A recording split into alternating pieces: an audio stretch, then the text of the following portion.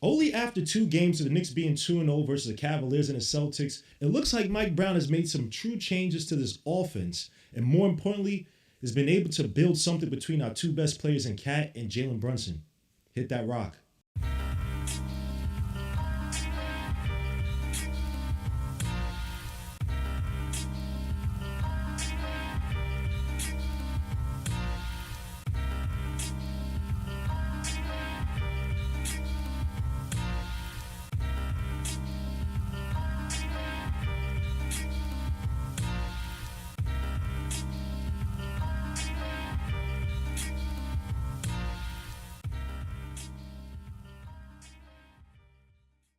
Before we get started, make sure to hit like, subscribe to the channel, make sure to hit the dark notification bell to get each and every notification of each and every video I put out there. It's your boy G. Malaysia Knicks.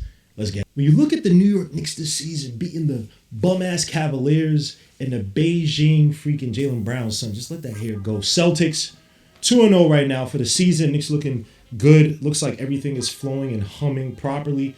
You could definitely look at this offense and see the change that Mike Brown has made. Now, granted, I still think that the defense is going to be the main factor for this Knicks to execute on properly once you get deep into the playoffs. But, when you look at this offense, small sample size, you still have to be impressed with what Mike Brown has instilled and installed in his offense and the players. Now, to be fair, when you look at certain stats, it's not as if and again, small sample size, not as if we're world beaters on offense. Right now, we're 26 in scoring versus 9th last year. When you look at assists per game, we're 23rd in assists per game versus 11th last year in the Tom Thibodeau. Passes made with 15th versus 18th. And when you look at some other statistics, transition offense, the Knicks are one of the worst right now, 23rd in points per possession in transition offense versus last year. The Knicks were second on Tom Thibodeau pick and roll ball handler offense. Jalen Brunson, 23rd this season versus first last year. Off-screen offense, the Knicks are 23rd this year versus 17th last year. And for all the talk about pace, the Knicks right now are 23rd in pace versus 26th last year. But when you look at some other factors, you definitely see where Mike Brown's impact and his influence on the offense is starting to take hold. Right now, the Knicks are 9th, 5th, and 15th in three-pointers made, three-pointers attempted, and three-pointer percentage. Versus last year, the Knicks were 24th, 27th, and 8th in three-pointers made, attempted, and percentage under Tom Thibodeau. And look, you shouldn't expect this great statistical change after 2 years. New things are being implemented, right? Mike Brown's trying to find a perfect balance in terms of introducing new ideas, but also working with what these guys know best in terms of their own individual strengths. So I get it, but there are things I'm looking at that, man, I love what I'm seeing on offense, right? When the Celtics make a little run against the Knicks in the third quarter, what the Knicks do, what Mike Brown do, he went to his two best players to run a two-man game, Cat and JB. Literally, JB, I don't think had a shot in that third quarter without going through Carnegie Towns, a screen or a handoff, right? It's all about off-ball movement out in this offense. You see a lot of new concepts that we haven't really seen before. Now, some of them we've seen before, strong motion, strong, all that stuff, right? Double screens and whatnot off the ball. But new things, a lot of action from the pinch post, a place that we thought Cat may have a lot of problems with. This guy seems to be buying into these things. Guys are constantly moving, a constant moving offense, which is a main core tenet of the motion offense. And so you got to be happy what you're seeing on offense. And I think that, look, if you can get about 80% of this thing to work offensively, the Knicks could easily have the number one offense in the league. Yes, I said it. Even over OKC, who's going to dump it off to SGA and draw a whole bunch of fouls when they need him to.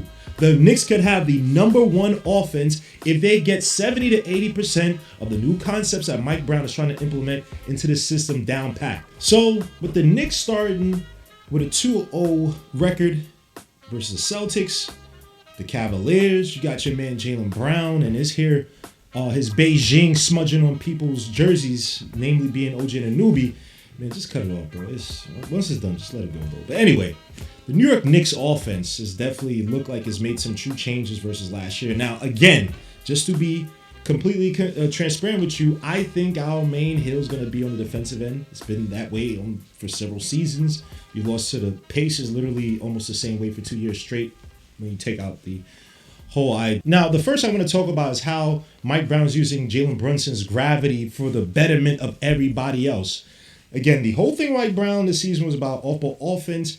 He stated himself for saying so many words about how he's going to try to basically get the ball to move around to everybody else and then get it to his best players at the end. Something he did with De'Aaron Fox, a bonus when he's in Sacramento, right? When De'Aaron Fox was there before Mike Brown, his usage was like, it averaged around like 29, 30% all 4 quarters. Once Mike Brown got there, the usage kind of dipped to around 27, 26% and then crept back up around 32% by the time the fourth quarter came around. Now, the thing between the difference between De'Aaron Fox and Jalen Brunson is Jalen Brunson is a more deadly shooter, right? So you're just thinking ahead, like, I have so much more to utilize with Jalen Brunson off the ball than, say, De'Aaron Fox, a little bit more predictable, right? And so that's where the increased gravity comes from with Jalen Brunson. Now, under Tom Thibodeau, my guy, but unfortunately, many times when it came to Jalen Brunson, he allowed him to run, read, and react, and the ball had to be in his hands for us to really see his impact, despite the fact that he could play off the ball as best as anybody in the league. Now, interestingly enough, when you look at the first 2 games versus last year's averages for Jalen Brunson, it's like some things have changed, but some things haven't, right? For instance, right, more points, slightly more points, higher overall usage this season under Mike Brown, less assists, but more passes and more off-ball usage. Same offensive miles traveled for Jalen Brunson versus last year. When you look at his points per game, 27 versus 26 last year. Assists a game, 5 so far this season versus 7.3 last season. Secondary assists, 2.5 versus 1.2. Potential assists, 12.5 this year versus 12.5 last year. Assisted points created, 13.5 this year versus 17.9 last year. Passes made, though, 61 versus 58. And distance miles traveled on offense, both 1.5 miles a game. And you look at the usage, this year his usage is actually up 30%.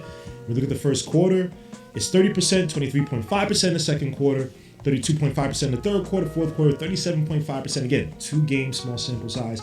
But last year, around 27.8%, 27.7%, 26.8% from first, second, third quarter, and fourth quarter, 34.3%. And so he actually had less usage overall in the first 3 quarters last year than he has this year. But you're still seeing the impact of his gravity off the ball in this offense. One of the plays we're seeing the off-ball gravity of Jalen Brunson truly take hold in the Knicks offense was here against the Boston Celtics in the first quarter, where the Knicks ran a little bit of split action. Cat being the passing player in the position I think he's truly starting to embrace under Mike Brown, despite the fact that he's always been a good passer, a guy who can make a chunk of assists in the game. Did it last year with Tom Thibodeau as well too. But where you're starting to see Cat really buy into being at the pinch, at the wing, top of the key, to make these passes, these dribble handoffs, and find players open. He's starting to truly buy into it under Mike Brown. And here you see the Knicks run some split action with Josh Hart, who has Chris Boucher on him, and Jalen Brunson, who has Hugo Gonzalez on him. Played around 22 minutes, by the way, Hugo Gonzalez for the Boston Celtics. But here you see where so much attention is being put on Jalen Brunson that even Chris Boucher has to make sure that Jalen Brunson's not coming open off of the screen by Josh Hart. And Hugo Gonzalez fighting over for Jalen Brunson, both the Tweedledee and Tweedledum in the form of Hugo Gonzalez and freaking Chris Boucher both get caught paying attention to Jalen Brunson as if this guy is Steph Curry. Now, granted, he can make shots off the ball, not the level of Steph Curry. And because of that, that leaves your man Josh Hart, who's coming off an injury, who can't really shoot that well as of right now, leaves him wide open for the finish underneath. Easy for him. Josh Hart, one of the better finishers in the league. And again, he's wide open underneath. So it's definitely an easy layup for him. But just the gravity off of Jalen Brunson, open the floor that much for Josh Hart to get an easy bucket is what Mike Brown has been looking for in this offense. Get these easy off-ball plays, execution at the rim. You have to sit there over dribble and try to beat your man to the basket. Let's use the gravity of best plays to open up the floor for everybody else. You see it best exhibited here. So let's stay within the focus of Karl-Anthony Towns embracing the passing role as a big center passing weapon in the mode of Sabonis, as he was with the Kings under Mike Brown. Now here, the Knicks going to run a little bit of twirl action. Twirl action being essentially a curler coming off of 2 staggered screens away from the ball, typically at the pinch or at the wing on the weak side. And so here you're seeing Karl-Anthony Towns is going to end up getting a ball. My son Tyler Kolek, hand off to Shamet. Shamet finding Kolek, and then back to Cat. And then here, as you can see, both Shamet and Kolek are supposed to be setting the stagger screens for OG Anunoby. Unfortunately, here this play kind of breaks down. So here you see Shamet and Kolek looking to set the screen, but then they actually run into each other. The Celtics get confused. Walsh is looking at Shamet. OG slips underneath off of Simons as your man Simons is still trying to fight over and now defend Kolek. But Cat finds OG Anunoby wide open underneath for the dunk and finish. Absolutely funny, interesting of a play. Kind of like, you know, Larry, Curly, Moe, Three Stooges kind of situation. But again, it all worked out for the better. But expect to see more and more of these plays, this twirl action where on the wing or at the pinch is going to be a lot of movement. And again, it may not just be OG coming off to get the three-point shot. It could be Shamet now send the screen after he sets the stagger screen. He cuts to the basket. There's so many things you can run with this twirl action. But again, the name of the game is what? Finding easy buckets at the basket versus over dribbling, over exertion for no reason, especially when you have a team like the Celtics who lost their best rim protector in KP. Stay within the focus of off-ball offense against the Cavaliers. The Knicks ran some more interesting concepts here. Blind pig, which essentially is supposed to be the big or the pinch. Player gets the ball from one wing, and then the wing nearest that big who's getting the ball at the pinch. The guard, wing, whoever it may be, is supposed to cut down for an easy basket at the rim as the defense kind of gets stuck and kind of has a lull in terms of focus. Now, granted here, Jalen Brunson has Lonzo Ball, probably one of the better on-ball point of attack defenders on the Cavaliers. And so Jalen Brunson's gravity getting here works here a little bit more indirectly, not as direct as before. But you're seeing here Jalen Brunson making the pass or getting the pass over to guy Erhel Purdy, a guy that I have a lot of confidence in. I like this guy's potential. I think that because he's not the greatest of shooters, he's not looking to score, he's going to truly buy into the so-called Sabonis school of passing and operating at the pinch. And here you see it. It's like it's almost a drawn-up play for Erhel Purdy to make this pass. He doesn't even hesitate. Finds McBride because Evan Mobley can sniff it out. Defensive Player of the Year. McBride, sniper gang. I believe he hit 4 out of 6 threes against the Cavaliers. Takes that 3. Now, granted, blind pick, typically, he's supposed to cut down to the basket here. But Mobley did such a good job of really sniffing that out. And so his best option was to do what? Shoot the 3. So again, it doesn't look exactly like how the blind pick is supposed to look like, but it still worked. It doesn't matter. Knicks have enough talent that even if Plan A, Plan B, Plan C doesn't work, you still have guys who can execute in their spots without having to over-dribble, over-exert themselves, having to do things that really don't fit their strengths. Again, it's all about getting easy buckets at the basket or anywhere on the floor. Thus, the corner three-point shots, open shots within the rhythm of the offense. This is what Mike Brown's trying to implement. And if McBride can get back to that 41% three-point shooting overall, shooting, may say 50% off of catch and shoots this season, you're going to sit up here and tell me a guy like Miles McBride, who granted he did start against the Celtics, but typically a guy come off the bench, if he could give you 4 threes in a night off the bench, this Knicks offense can be number 1 in the league with setup plays like this where a guy like Erhel Purdy can be a contributor. Now here's another blind pig set here against the Boston Celtics. You see an OG Anunoby get the ball over to Cat. OG cuts underneath, and you have Neemias Queta falling asleep. Pritchard trying to get past off the screen set off by Cat, thinking that it possibly be a DHO. Neemias Queta falls asleep, and Cat beautifully finds OG underneath. Now the pass is a little bit further away.